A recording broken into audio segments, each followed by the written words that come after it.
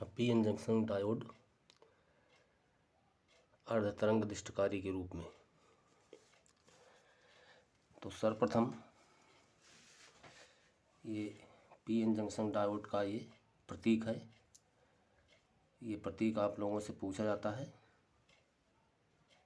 इसको ध्यान से देख लें और इसे बना लें। ये पीएन जंक्शन डायोड का सिंबल है।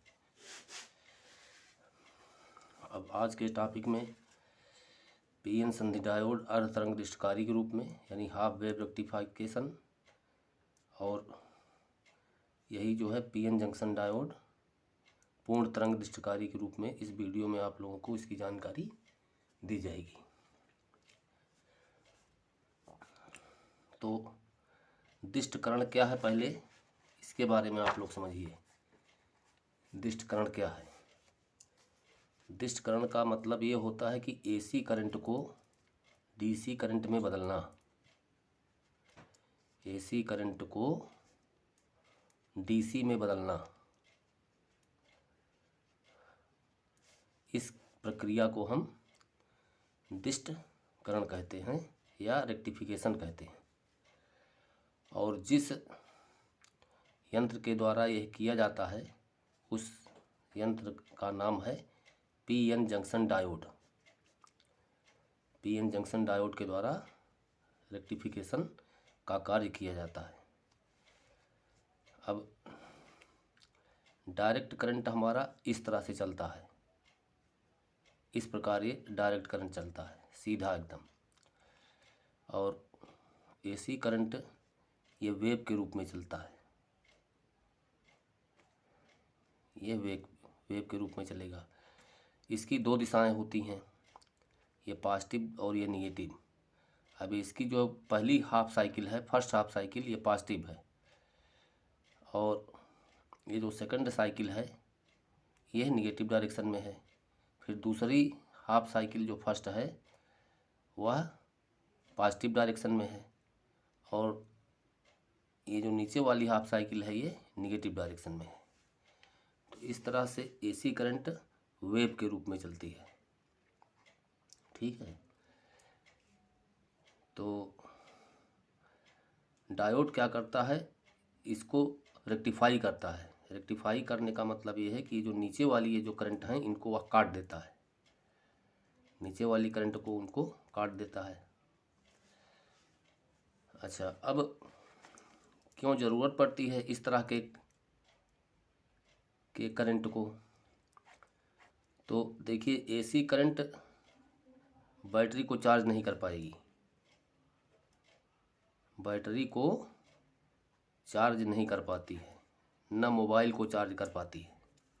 ठीक है ना। इलेक्ट्रोलिसिस की प्रक्रिया होती है, जो विद्युत अपघटन होता है, विद्युत अपघटन की प्रक्रिया में भी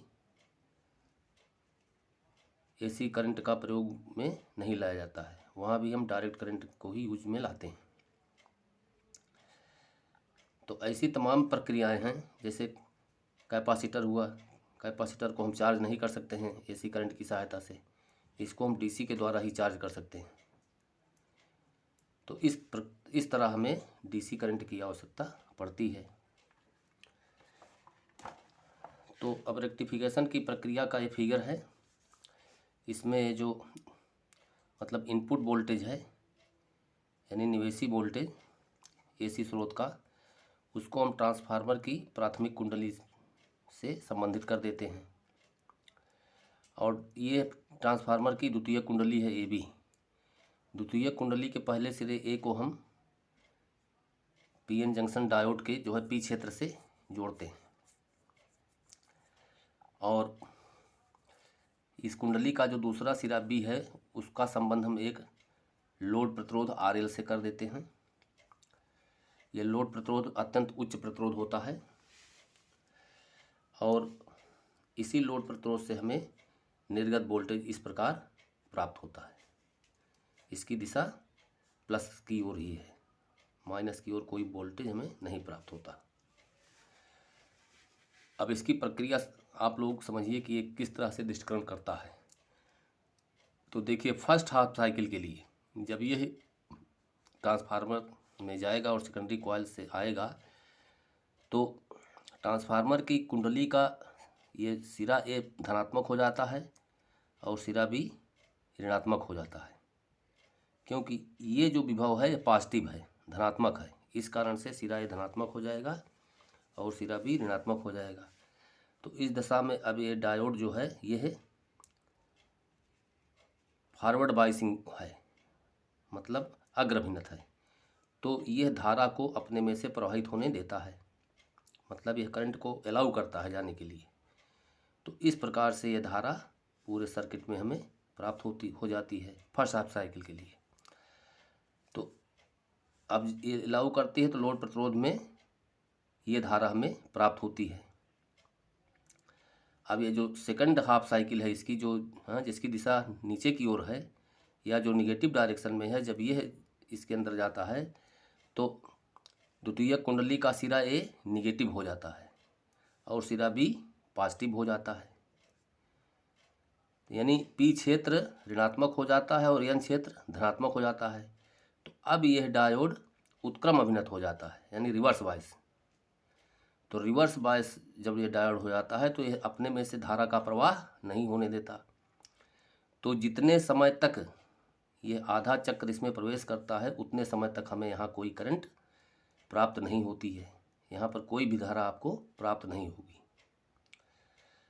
उसके बाद जब यह नेक्स्ट हाफ साइकिल ऊपर की जब डायोड में जाती है तो अब यह डायोड का सिरा ए फिर पॉजिटिव हो जाता है और सिरा बी निगेटिव हो जाता है, मतलब यह डायोड अग्रभिन्नत हो जाता है। तो अग्रभिन्नत होने से ये धारा हमें प्राप्त होती है। तो इस प्रकार हम क्या देख रहे हैं कि एसी करंट का जो ये नीचे वाला जो हाफ साइकिल्स हैं ये सब क्या हो रहे हैं, कट जा रहे हैं। सिर्फ ऊपर की हाफ साइकिल की करंट हमें मिलती है। तो इसी प्रक्रिया को हम रेक्टिफिकेशन कहते हैं। इस प्रक्रिया को हम क्या कहते हैं, रेक्टिफिकेशन। अच्छा, अब अर्ध तरंग दृष्टिकारी में हानि ये है कि जो भी वोल्टेज हम मतलब भेज रहे हैं इनपुट में, तो उसके नीचे की जो एनर्जी है, जो वोल्टेज है, ये वोल्टेज हमें यहाँ प्राप्त नहीं होती है। तो इसका मतलब क्या है कि ऊर्जा का ह्रास हो रहा है, इसमें ऊर्जा का ह्रास हो रहा है। तो इस ऊर्जा के ह्रास को बचाने के लिए यानी डायोड को हम जो है पूर्ण तरंग दृष्टिकारी के रूप में प्रयोग करते हैं। पूर्ण तरंग दृष्टिकारी में हमें दोनों हाफ साइकिल के वोल्टेज प्राप्त हो जाते हैं, दोनों हाफ साइकिल के वोल्टेज हमें प्राप्त हो जाते हैं। अब पूर्ण तरंग दृष्टिकारी के रूप में देखिए, इसका इस तरह से फिगर है। इसमें हम दो डायोड D1 और D2 का प्रयोग करते हैं। पहला डायोड D1, दूसरा डायोड D2। तो इसमें यह ट्रांसफार्मर है। अच्छा, ट्रांसफार्मर इसलिए लगाया जाता है, इसको भी आप लोग समझ लीजिए, यहाँ भी ट्रांसफार्मर इसलिए लगाया जाता है कि जैसे हमारे सबके घरों में 220 वोल्ट से 240 वोल्ट तक की करंट प्राप्त होती है, एसी करंट। अब जैसे मोबाइल है, मोबाइल मान लो 5 वोल्ट का है, मोबाइल क्या है, 5 वोल्ट का है। तो अगर हम 220 वोल्ट के एसी करंट को हम 220 वोल्ट के डीसी करंट में कन्वर्ट करेंगे तो ये हमारा मोबाइल चार्ज नहीं हो पाएगा, या लैपटॉप चार्ज नहीं हो पाएगा, या बैटरी चार्ज नहीं हो पाएगी मोबाइल की। तो इसके लिए हम क्या करते हैं कि जितना वोल्टेज हमें चाहिए, जैसे 5 वोल्ट चाहिए, तो हम ट्रांसफार्मर से वोल्टता में परिवर्तन करते हैं, मतलब एसी वोल्टता में पहले परिवर्तन करते हैं। एसी वोल्टता में परिवर्तन करके जैसे 5 वोल्ट चाहिए तो 5 वोल्ट का एसी करंट प्राप्त करते हैं। सर्वप्रथम 5 वोल्ट का एसी करंट प्राप्त करेंगे, ठीक है ना। अब इस 5 वोल्ट के एसी करंट को हमें रेक्टिफिकेशन करना है, ठीक। तो 5 वोल्ट के करंट का रेक्टिफिकेशन हो जाएगा तो यहाँ ठीक हमें 5 वोल्ट की निर्गत वोल्टेज प्राप्त होती है। जिस तरह से हमारा जो है डिवाइस या हमारा यंत्र जितने वोल्ट का है उतने ही वोल्ट का करंट हमें प्राप्त करने के लिए ट्रांसफार्मर यहाँ पर हम जो है एक जो है लगा देते हैं। तो ठीक पहले फिगर की तरह ट्रांसफार्मर की प्राथमिक कुंडली से हम एसी मेंस से को जोड़ देते हैं, यानी जो हमारा इनपुट है, और ट्रांसफार्मर की द्वितीय कुंडली का पहले सिरे को हम पहले डायोड D1 से जोड़ते हैं और दूसरे सिरे को डायोड D2 से इस प्रकार जोड़ देते हैं। ठीक है ना। बीच में एक जो है टी लगा देते हैं, बीच में एक क्या करते हैं, टी लगा देते हैं। तो ये टी लगा देने से इस कुंडली के ठीक मध्य में इसको लगाते हैं। ठीक है ना। इसको सेंट्रल टाइप कहा जाता है, इसका नाम सेंट्रल टाइप।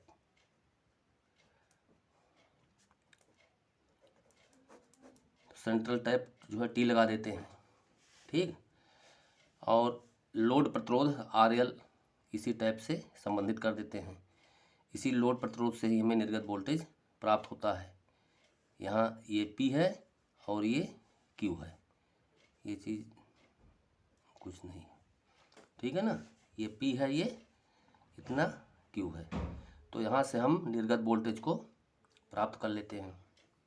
अब इसकी भी प्रक्रिया वही है।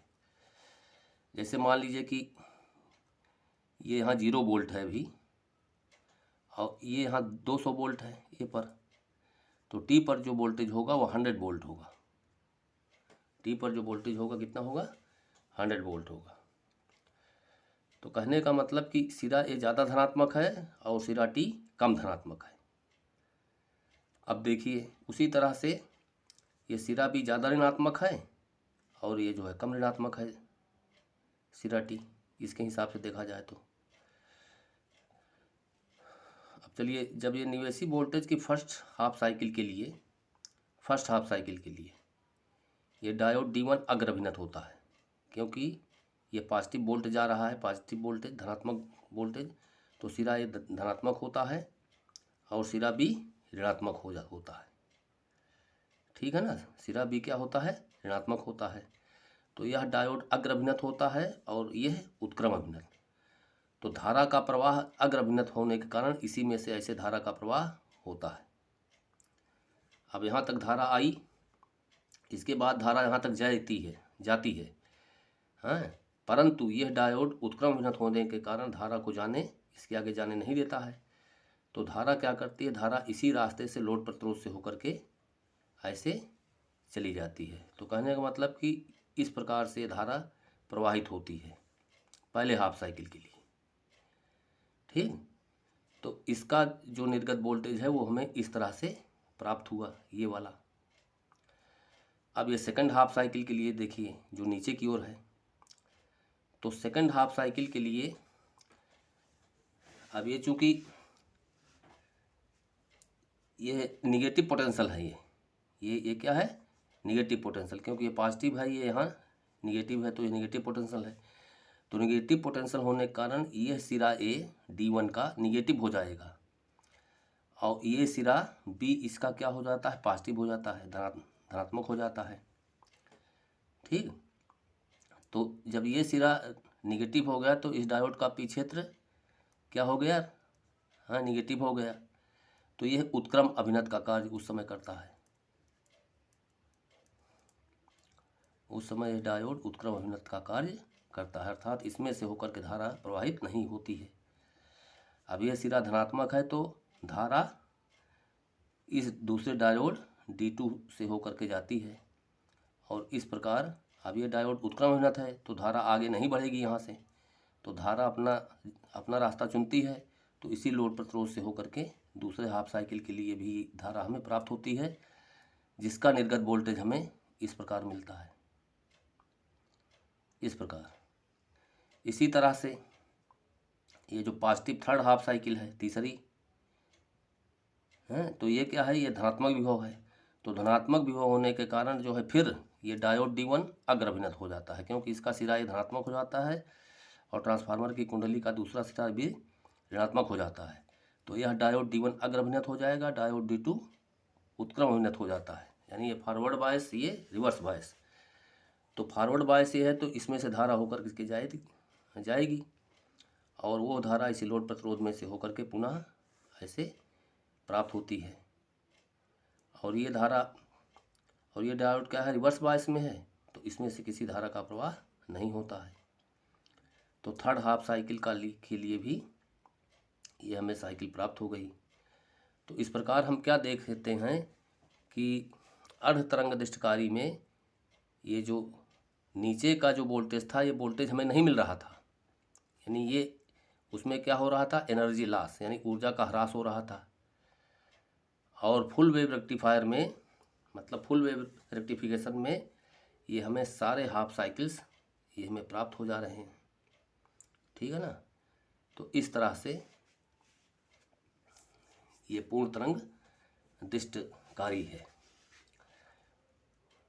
अच्छा, अब इस करंट को देखने समय ये पता चलता है, जैसे मान लो कि ये 0 वोल्ट है, ये मान लें यहाँ 2 वोल्ट है, तो ये धारा क्या हो रही है, मतलब ये जो है वोल्टेज, ये वोल्टेज जो है स्पंदित हो रहा है 0 से 2 वोल्ट के बीच में। यहाँ 0 वोल्ट है, यहाँ 2 वोल्ट है, फिर 0 वोल्ट, फिर 2 वोल्ट, यानी ये 0 वोल्ट से 2 वोल्ट तक स्पंदित हो रहा है। और जबकि डीसी करंट में हमें सिर्फ एक ही मान प्राप्त होता है, डीसी करंट में हमें एक ही मान प्राप्त होता है। ठीक। अच्छा, अब डीसी का इसका एक गुण है, डीसी की एक ही दिशा होती है, ये एक ही दिशा में चल रही है करंट। लेकिन एसी का भी इसका एक गुण है कि यह जो है फ्लक्चुएट हो रही है, स्पंदित हो रही है 0 से 2 वोल्ट के बीच में। तो ये इसमें जो है 2 प्रकार का गुण है, डीसी का भी गुण है और अभी एसी का भी गुण है। एसी का कौन सा गुण है, ये जो है स्पंदित हो रहा है जो 0 वोल्ट से लेकर के 2 वोल्ट के बीच में। तो इसके लिए हम क्या करते हैं कि यहाँ पर ये जो हमें आउटपुट मिल रहा है, हम एक कैपेसिटर लगा देते हैं, संधारित्र लगा देते हैं, इसको फिल्टर कहते हैं, फिल्टर सर्किट। ठीक है ना। फिल्टर सर्किट जब लगा देते हैं तो फिल्टर सर्किट क्या करता है कि वह एसी को अपने में सहयोग करके नहीं जाने देता, वो केवल डीसी को जाने देता है। तो इस तरह से हमें डीसी करंट प्राप्त होती है। तो इस तरह से आज के इस वीडियो में इतना ही। आशा हम करते हैं कि आप लोग फुल वेव रेक्टिफिकेशन और हाफ वेव रेक्टिफिकेशन के बारे में समझ गए होंगे। धन्यवाद।